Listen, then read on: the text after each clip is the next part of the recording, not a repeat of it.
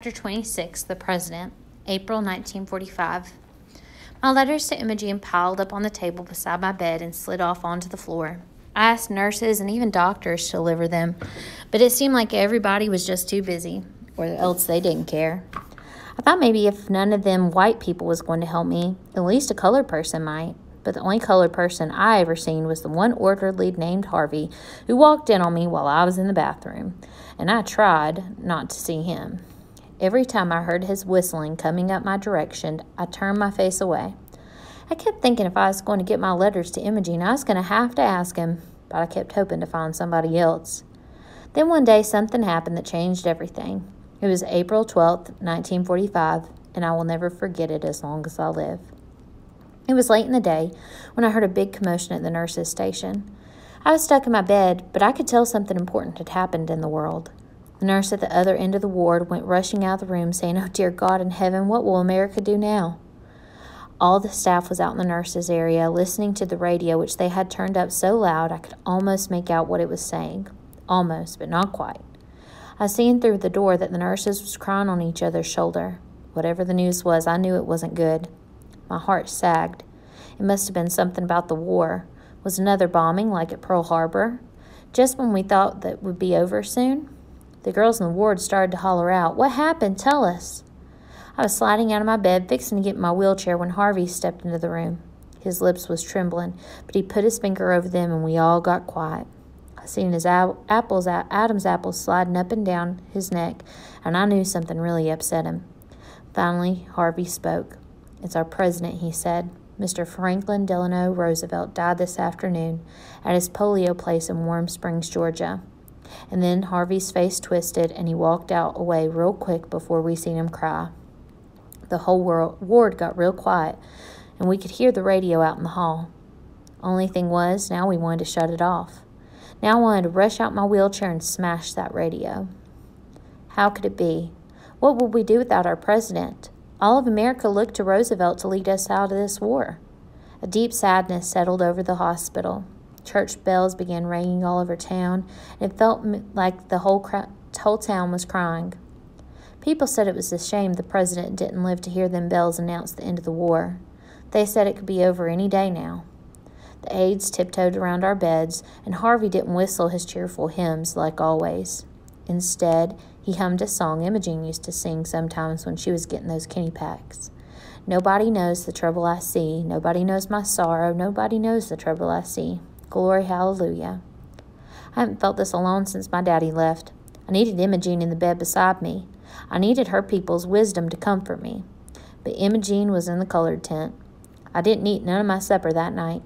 I just kept thinking how I came so close to seeing the president, so close to going to Warm Springs and eating Thanksgiving dinner with him, or being in one of them talent shows. I should have known it was too good to be true. It was too much to believe that a poor country girl like me could get anywhere as close to the President of the United States, especially a great one like Franklin D. Roosevelt. The next day, the radio announced that the Roosevelt's body was coming north on a train. Some of the nurses said they was going out to the train station that night.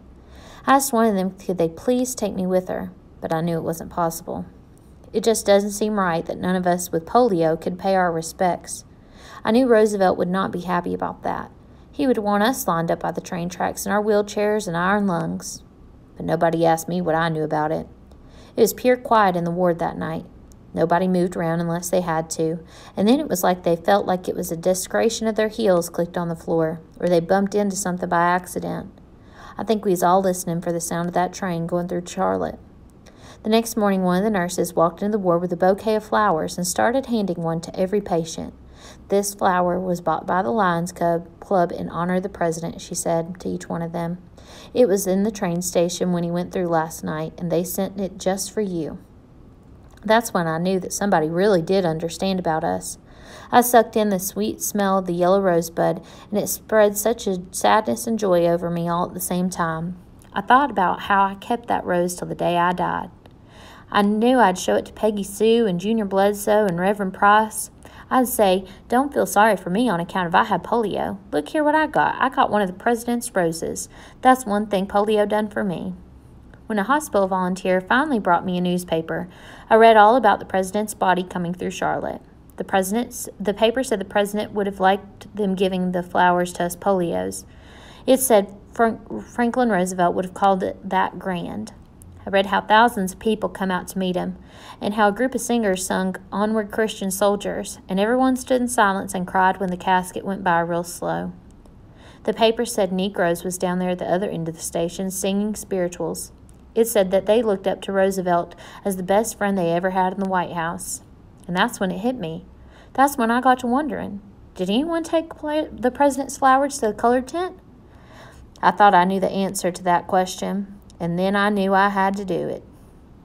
I wanted that yellow rose. I wanted to take it home and put it in a little cedar box my daddy made me at Christmas, and whenever I needed extra courage, I would take it out and think about the man with polio who became the president. But I kept thinking about how Imogene didn't have one of those president flowers, and if anyone deserved to have one, it was Imogene Wilfrong for sure. But didn't I deserve it too? After putting up with them hot packs and exercising my muscles for months and missing my family the whole time? And then I thought how Imogene went through everything I did. It was Imogene that got me through the hot packs in the first place. And wasn't it Imogene who told me that God keeps my tears in a blue bottle all of my own? I knew that with Roosevelt dying, Imogene was over there in the colored tent making tears for that brown and rainbow-colored bottle that God was keeping for her. Imogene had bought comfort for me when I needed it. Now it was my turn to comfort her. I felt empty just thinking about my little cedar box without the yellow rose, but my head was full of voices. I heard President Roosevelt saying in that grand radio voice, "The only thing we have to fear is fear itself." And I heard my daddy saying, "If Roosevelt can be president and he can't even walk, you can handle anything that..." And then Imogene's voice butted in. "It mostly hurts at first. After a while, it starts to feel better." Well, right that minute, it was sure hurting, and I didn't have no one to give my courage to do what I had to do. Not my daddy or my mama or not even Imogene. All I had was a yellow rose. I figured every man and woman in the country would give their right arm to have one of the president's roses. They'd be proud to put that yellow rose in a little box on the mantelpiece. And then the company come around and they'd open box and they'd say, "Look what I got, a rose from the president's funeral train that went through Charlotte." And their friends would say all hushed and reverent, "How about that? That's something you don't see every day." If I give that rose up now, nobody would ever believe I had it. But if I kept it, it would always remind me how I didn't have the courage to do what I needed to do when I had the chance. Well, I knew I couldn't count on the nurses to run it all the way out to the colored tent. There's only one person who might do it. The next time I heard Harvey's whistling, I fixed my eyes on that yellow rose and called his name real quick before I could change my mind. Harvey looked up from the floor. He was mopping in the ward and said, "Yes, miss?" I was wondering, could you do me a favor? Harvey stood real quiet and said, "Yes, miss. I'm sure I would be glad to." I pointed to the rose that was in a cup of water. "I need you to take this rose to someone." Harvey whistled softly. "Is that what the president's rose that you're giving away?" "I want you to take it to Imogene Wilfrong," I said. "She's in the tent for colored polios." Harvey shook his head like he was trying to figure out if he heard me right, like he was shaking some confusion out. "You're giving the president's rose to a colored girl?" "I don't figure they give any of the president's roses to colored patients." "No, miss," said Harvey. "I don't reckons they did." When Harvey reached for the rose on the table, he seen my stack of letters to Imogene. "You want I should take those too?" he asked. "Oh, yeah, the letters. I almost forgot." "Well, I think I'm going to need me a sack," said Harvey. And then he took off looking for one. And when he came back, he put all the letters in a brown paper bag. "I'll come back for everything later," he said. "When I gets off work, I'll come and get it." I wrote one more letter to Imogene. "Dear Imogene, I reckon you heard the sad news. I reckon everyone has heard. They gave us each a rose that was brought to honor the president when his train came through town. I want you to have mine. Yellow roses always dry real nice, so I know it'll keep for a long time. Keep it forever and always think of me and the best president this country ever had. Your friend, Anne Faye Honeycutt." I hoped if Imogene seen the teardrops on the letter, she would think of it being because of the president and not worrying about me being sad of giving up my rose. When Harvey came for the rose, I sucked in its sweet smell one more time, long and hard, till it filled me with courage. Harvey stood there so quiet and respectful with his hand on his heart, like I was holding the president's funeral or something. Which I reckon I was, if you want to know the truth. I told Harvey how to find Imogene. "She's the pretty one with green eyes," I said. Harvey was grinning and walked away with his bag of letters and the president's yellow rose. He was singing, "There's a yellow road in Texas that I'm going to see." It seemed like Harvey had a song for everything that happened in the world.